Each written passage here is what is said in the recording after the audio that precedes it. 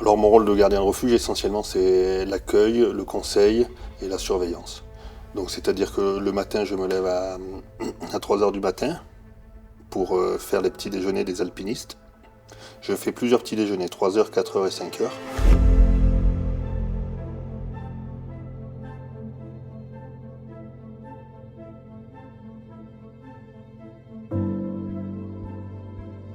Donc je m'appelle Nicolas, j'ai 44 ans et je suis originaire de Pelvoux. Et je suis gardien du refuge du Glacier Blanc depuis 10 ans.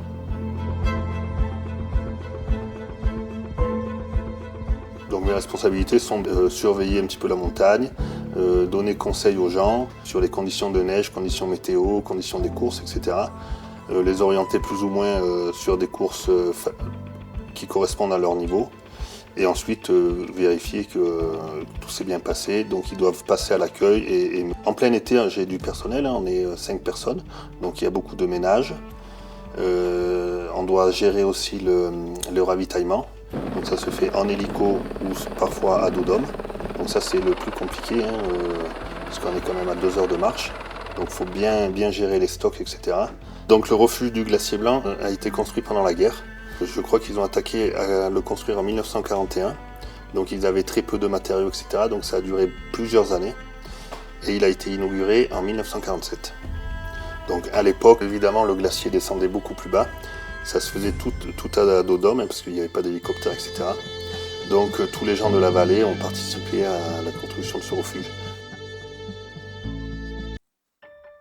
J'ai pas vraiment une mission comme les autres aides-gardiens qui peuvent travailler au refuge. Moi, quand même, ma tâche principale, c'est la cuisine. Ici, on a quand même un refuge avec beaucoup de passages le midi et même le soir. Du coup, il lui faut un cuisinier. Alors déjà, ici, ce qui est par rapport à la restauration classique, on a la même clientèle que partout. Sauf que quand tu as marché de 3 heures, mine de rien, ça fait un bien fou, t'es quand même vachement plus détendu. Les gens sont plus cool.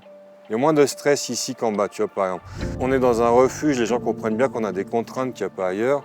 S'il vient manquer quelque chose en mise en place, je leur dis attendez une demi-heure, ils attendent une demi-heure. En bas, tu es dans un resto, tu dis aux gens attendez une demi-heure, c'est pas possible. Il faut que ça soit tout de suite. Ils viennent consommer maintenant. Tu peux pas leur dire repasse dans une demi-heure ou attends une demi-heure ton plat. Ici, c'est possible, les gens ils attendent. Donc ça, c'est pas mal, tu vois. Ce qui fait que je reviens ici, que je suis revenu ici, c'est le stress que j'ai pas ici. Quand tu retires le stress de ton boulot, tu gagnes une énergie incroyable.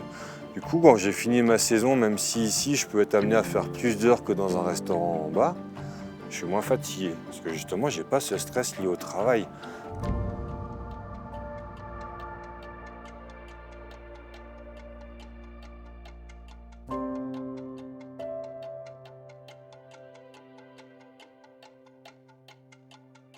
Il y avait déjà 10 ans, je pense, il y avait déjà eu une opération de nettoyage du glacier. Et l'an passé, ça avait été un peu de plus grande ampleur.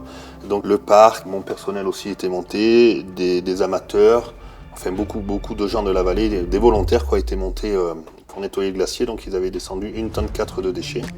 Et alors cette année, au lieu de recommencer cette opération, le parc a mis en place une petite opération où les gens veulent bien prendre un sac poubelle et me les ramener ici.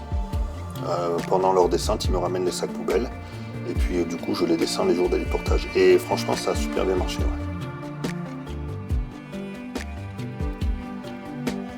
Ah la fermeture, la dernière semaine est longue.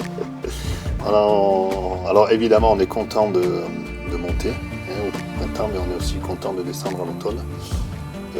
Écoutez, on fait du nettoyage, on change tous les draps, toutes les couettes. On a un dernier héliportage vendredi pour descendre toutes les poubelles. On rentre du bois pour qu'il soit sec pour permettre de nous chauffer ce printemps. Et puis voilà, on démonte des barrières de sécurité, on enlève quelques panneaux solaires, etc. Il faut faire encore de l'éducation pour les gens, comme on en a parlé pour les déchets, etc. Et puis depuis, on va dire 2 ans, là, je m'aperçois vraiment que le réchauffement climatique devient problématique parce que les conditions de montagne changent, donc les clients, les alpinistes s'adaptent. On va dire que la saison d'été s'est un petit peu décalée. J'ai beaucoup plus de monde en juin, juillet qu'en août. En août, maintenant, ce sont des familles et plutôt des grimpeurs. Mais la haute montagne a tendance à diminuer. Et puis avant, je me disais, Bien évidemment, il y a le réchauffement climatique, mais ça va aller, il va neiger chaque année, ça va recommencer, etc. Et c'est surtout l'année dernière où j'ai vu, donc je commençais à avoir des problèmes d'eau. Le glacier a reculé à une vitesse incroyable. Donc là, bon, j'avais pris conscience avant, évidemment, mais être devant ce glacier et le voir reculer, et même le matin quand on se lève, on voit des bouts de sérail qui sont tombés, on se dit, il faut vraiment faire quelque chose.